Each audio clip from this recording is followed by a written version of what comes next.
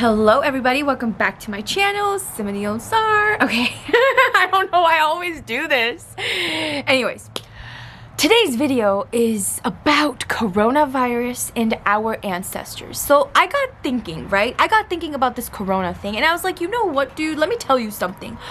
Our ancestors, man, those are some superheroes right there, okay? They survived so many things.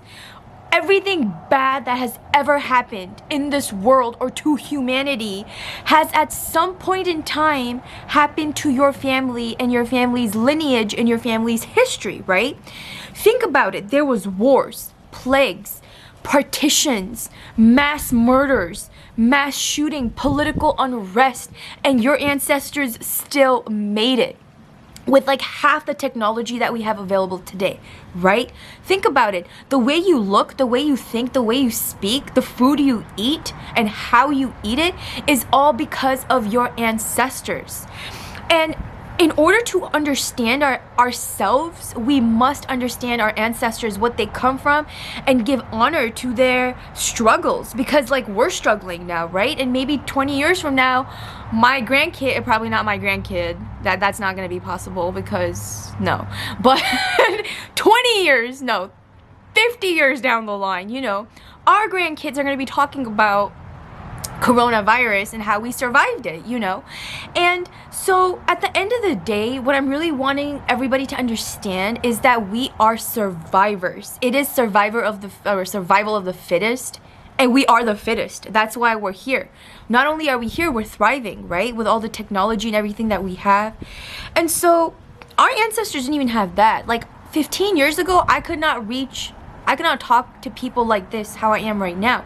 So just imagine if these people were able to survive with so little. What can we do? We're freaking out about this thing, and of course it is a serious matter and it should be taken seriously. However, don't forget who you are in the process. Don't forget the lineage you belong to. Don't forget to pay respect to the struggles that your ancestors had to go through to give you what you have today, you know. And I'll give you a small example, okay? My mom's dad, my grandfather, he passed away now, right? Well, a while back, well, a long time ago. But his family, because there was no Pakistan before, right? His family was from technically India, right? And they used to live in Punjab and they used to live in Jalandhar. What the heck, right? And so I remember when I was little, my grandfather telling me that like whole partitioning thing, you know, how they had to leave their houses, their homes, everything in order to come to the Pakistan side, you know, because this was the country and they just like drew a line and they were like, all right, shuffle people. So people from here were going here. So it was like a huge migration of people going opposite directions and whatnot, right? And it was scary. People didn't know how they were going to survive. Like there were entire trains that were just coming of like dead people because they would stop these trains in between and just kill everyone. And there would be just dead bodies that would be coming in, you know. I mean, it's so disturbing what humans are capable of, but at the same time, we're survivors. So we survive, you know. And there's all that trauma that's related to it as well. And that brings me to my second point about coronavirus and our ancestors. Look, we all at some point, or our family at some point, or our lineage at some point has like migrated. They have experienced these things in their lives, like war and trauma and like a whole panic, you know. And us being in that vibration, it's triggering a lot of those same feelings that are already stored within us, right? And by feeling them and releasing them, we actually heal ourselves more. So if you're freaking out right now, like, oh my gosh, the world's gonna end, it's not.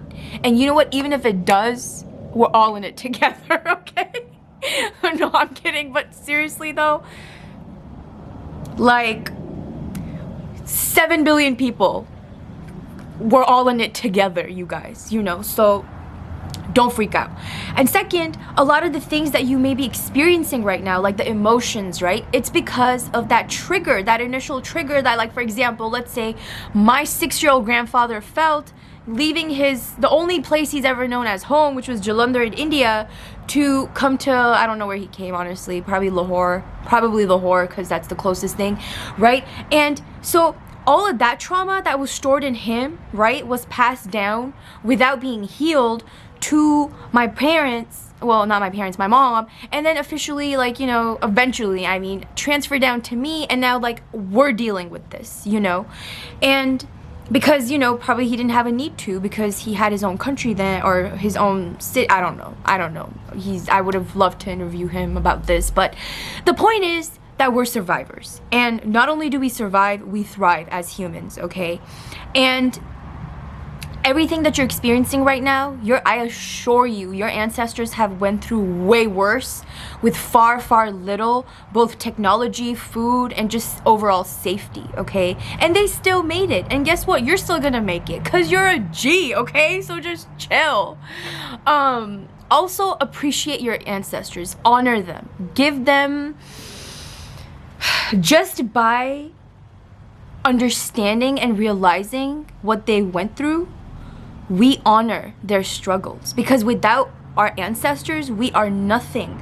If my little 6-year-old grandfather that had to, like, run away from Jalandhar and come to Lahore, if that little 6-year-old boy died, that's it. You understand, like, a whole lineage of people is gone, you know? But we're still here. We made it. We made it because we're stubborn. And just like our ancestors, we're gonna make it too, okay? So don't worry about it. Honor your ancestors, drink some good tea, watch Zarina Beauty video. Oh my God, watch Simadiel Zar videos, okay? And I will talk to you later. Oh my God, don't forget to like, comment, subscribe. I know you guys got nothing to do. There's no work, there's no school. So